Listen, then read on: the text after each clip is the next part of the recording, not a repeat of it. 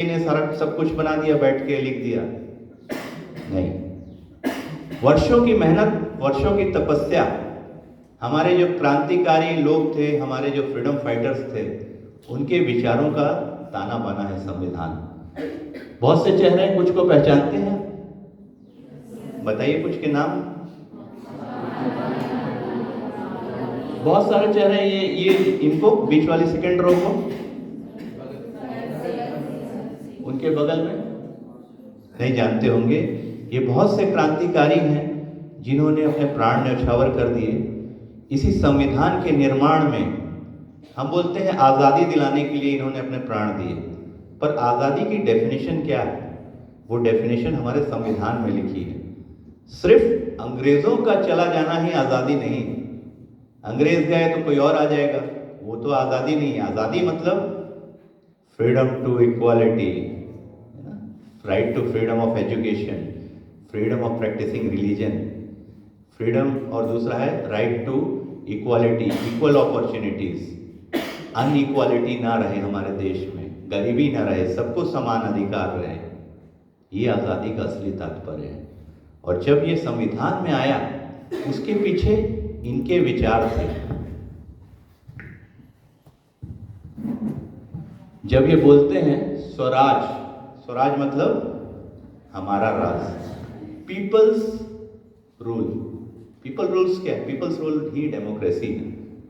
Democracy को हम शामिल करते हैं अपने संविधान में, लेकिन इसके वर्ड्स तो कॉइन हो चुके थे इन क्रांतिकारियों में, इन स्वतंत्रता सेनानियों के विचारों में, जिन्होंने देश में अपने विचारों को फैलाया।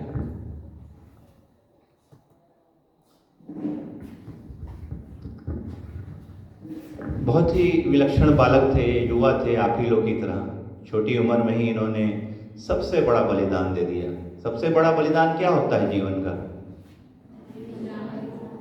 प्राणों का बलिदान से भी बड़ा बलिदान तब होता है जब वह बलिदान अपने लोगों के लिए दिया जाए, अपने स्वार्थ के लिए नहीं। जब कोई लोगों के लिए अपने मर मिटता है तो वो सर्वोच्च बलिदान हो जाता है।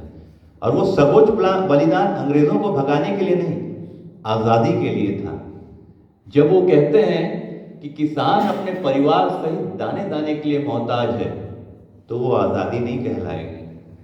अंग्रेज चले गए और किसान भूखे मर रहे हैं। आज आपको पता है हर घंटे एक किसान आत्महत्या करता है। Every day one farmer dies every hour in India.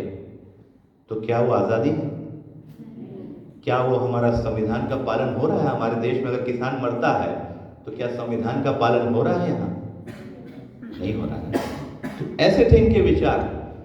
जब वो बोलते थे पूंजीपति जरा सी बातों के लिए लाखों का वारा न्यारा कर देते हैं। अभी साल भर पहले बहुत करोड़ों अरबों की वेडिंग हुई। आप सबके व्हाट्सएप में मैसेज आए होंगे। पता है आपको किसकी वेडिंग थी?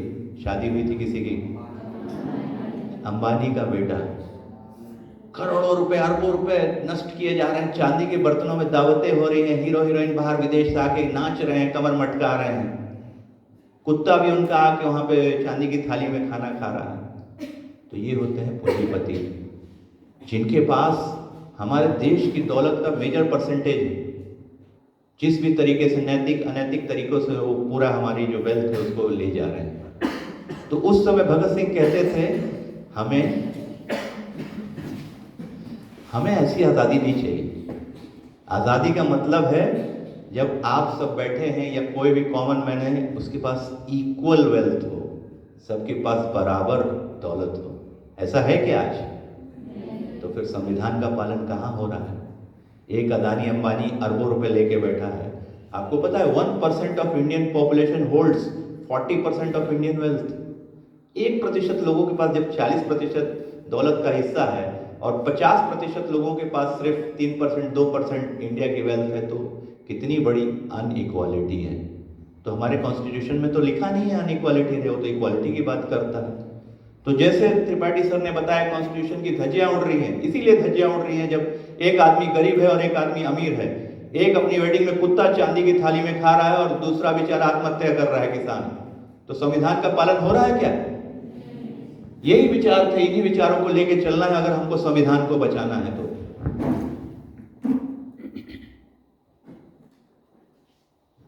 मीडिया हमारे डेमोक्रेसी का क्या है? Media pillar. तो अगर पिलर टूटा हुआ है तो क्या होगा? इसी की एक साइड का हिस्सा गिर जाए तो क्या होगा? खत्म डेमोक्रेसी। मीडिया में क्या आता है आप देखते हैं, रोज पढ़ते हैं, अखबार देखते हैं। एक वो कौन सा चैनल है उसमें चिल्लाता रहता है, क्या बर्नब की ज्ञान आदमी है जो भी, किसी में एक कोई मिस्टर चौधरी चिल्लाते रहते हैं। एक पंडित को बैठा दिया, एक मौलवी को बैठा दिया, लड़ा दो, 500 इसको दो, 500 इसको दो, दोनों गालियां बकेंगे। क्या होगा उससे? क्या होगा? लोग देखने वालों के दिमाग में नफरत आएगी। और पूंजीपतियों का सबसे बड़ा उद्देश्य है नफरत फैला के लोगों को बांट के अपना धन इकट्ठा करना। देखिए आप, हसदेव जंगल है, पता है आपको हसदेव जंगल? क्या हो रहा है वहां? लाखों पेड़ काटे जा रहे हैं हमारे इतने नजदीक, और हम क्या है? घरों में बैठे हैं। एक आदमी कोयले के लिए सत्यानाश करके, रूल्स को तोड़ के, चकनाचूर करते हुए संविधान की धज्जियां उड़ा रहा है, और वहां पेड़ काटे जा रहे हैं। आदिवासी बिलख रहे हैं कि हमारा घर चला जाएगा। आदिवासी तो बिलख रहे हैं, हम भी बिलखेंगे 5 साल 10 साल बाद, जब इतनी गर्मी पड़ेगी, एसी भी काम नहीं करेंगे, हमारा खून उबल जाएगा, तो शायद हम जिंदा भी ना रहें। तो ऐसे संविधान की धज्जियां उड़ रही हैं पूंजीपतियों के लिए, और उसमें सबसे बड़ी भूमिका है मीडिया की। और हमारा मीडिया क्या है? ध्वस्त हो चुका है।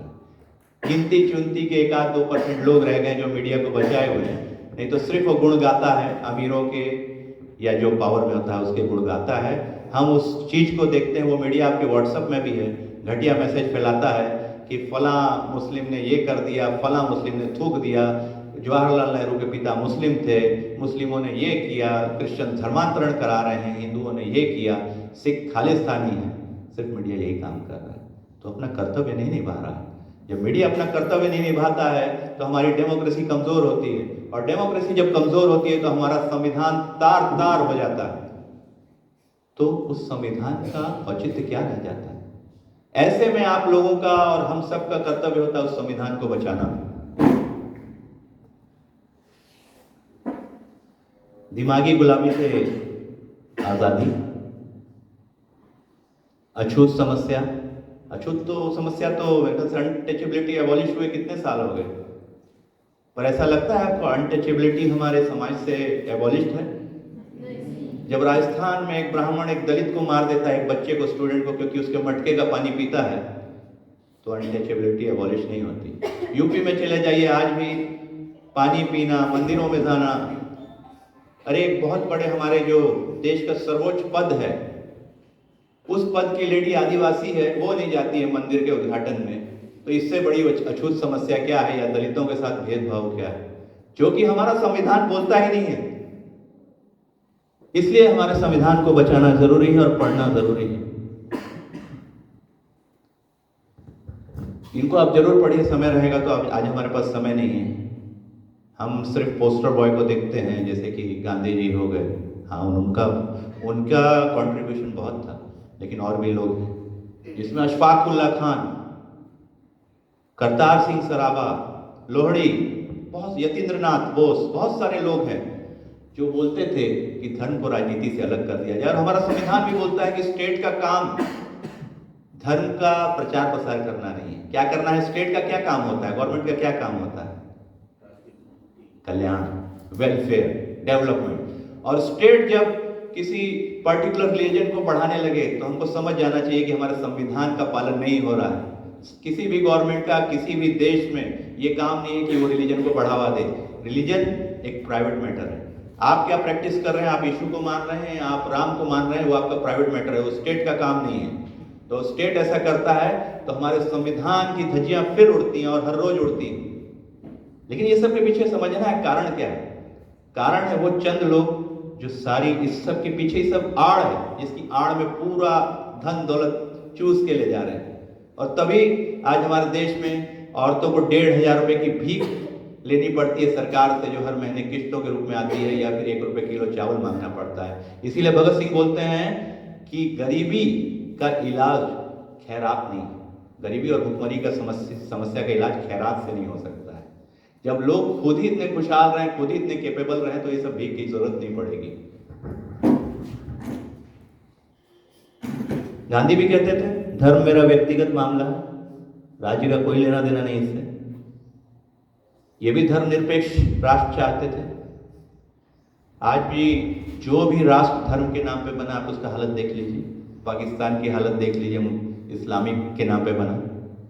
किसी पर्टिकुलर क्रिश्चियन राष्ट्र की देख लीजिए, है ना। अगर कोई भी देश अगर धर्म के नाम पे बनता है तो विविधता खत्म हो जाएगी, और जहां विविधता खत्म हो जाएगी वहां कभी भी अमन चैन नहीं रहेगा। याद रखिए इस चीज को। साइंटिफिक टेम्पर हमको समझा दिया जाता है कि ऐसा होगा, तारे, नक्षत्र, राहु, केतु, गॉड, ठीक है, हर धर्म में भगवान को महत्वता दी गई है, लेकिन हर धर्म यही बोलता है कि आप मानवता करिए। कोई भी धर्म नहीं बोलता है नफरत करिए। तो जो नफरत बांट रहे हैं आप समझ जाइए, वो संविधान को तार तार कर रहे हैं। प्लस साइंटिफिक टेम्परामेंट का यूज करिए, तर्क करिए, क्वेश्चन करिए, तभी एक अच्छे नागरिक बनेंगे और संविधान की रक्षा कर पाएंगे। अगर क्वेश्चन नहीं आएगा तो वो लोग एंजॉय करेंगे। So question. समाजवाद, सोशलिज्म, अमीरी गरीबी का भेद ना रहे, कानून और व्यवस्था बनी रहे। आज तो कानून अमीरों की जागीर बन गई है। लोग सड़ रहे हैं, कितने मुकदमे पेंडिंग है त्रिपाठी सर बता सकते हैं, सालों लग जा रहे हैं, सुनवाई तक नहीं हो रही है। उमर खालिद जैसे लोग जेलों में सड़ जा रहे हैं, कोई सुनवाई नहीं है। स्टैन स्वामी और साईं बाबा शहीद हो गए जेलों में। साईं बाबा निकले लेकिन उनकी हालत ऐसी कर दी गई कि वो शहीद हो गए। स्टैन स्वामी जीता जागता उदाहरण है। तो जस्टिस कहां रह गया? जस्टिस तो ढांचा है हमारे कॉन्स्टिट्यूशन का, जस्टिस तो खत्म है। पटेल, भारत में कोई भी भूख से नहीं मरेगा, भूख से रोज मर रहे हैं। 3 में से 1 आदमी सिर्फ 1 टाइम का खाना खा के सोता है भारत में। विवेकानंद, रोटी सबसे बड़ी समस्या बोलते हैं, वो है।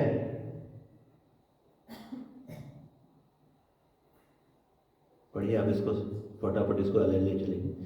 तो शहीदों के जो सपनों का भारत था उसमें ये वर्ड्स बहुत इंपॉर्टेंट थे। शोषण मुक्त, एक्सप्लॉयटेशन। एक गरीब से काम करा के 100, 200, 300 रुपए देता है फैक्ट्री ओनर और खुद करोड़ों कमाता है। एक्सप्लॉयटेशन है।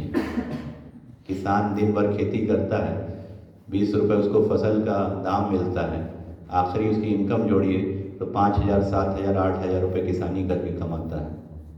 तो ये एक्सप्लॉयटेशन है, अनइक्वालिटी है हमारे देश में। तो इसीलिए संविधान को पढ़ना बहुत ज़रूरी है ताकि आप एक अच्छे नागरिक बन सकें, अवेयर नागरिक बन सकें। और अगर अत्याचार होता है तो क्वेश्चन करें, आवाज़ उठाएं, तभी हमारा संविधान बच पाएगा। और हमारा देश जिसमें विविधता है, हिंदू भी हैं, मुस्लिम भी हैं, सिख भी हैं, ईसाई भी हैं, जैन भी हैं, पारसी हैं, मिलजुल कर प्रेम से रह सकेंगे। नहीं तो पूंजीपति अपने एजेंडे से नफरत फैलाते रहेंगे और हम लोग आपस में लड़ते रहेंगे और वो पूरे देश को लूट के ले जाएंगे। सोने की चिड़िया जो थी अब चांदी की भी चिड़िया नहीं बची, कुछ समय में चिड़िया ही नहीं रहेगी। तो मेरा आपसे आज के दिन यही निवेदन है कि संविधान को पढ़िए, अच्छे नागरिक बनिए, लोगों में चेतना जगाइए, क्वेश्चन करिए, साइंटिफिकली सोचिए।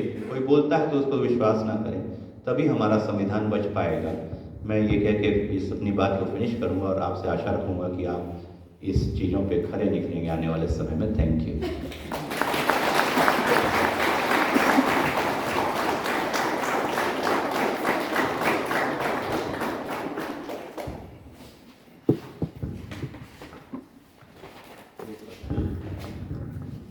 संचालित करेंगे, संचालित।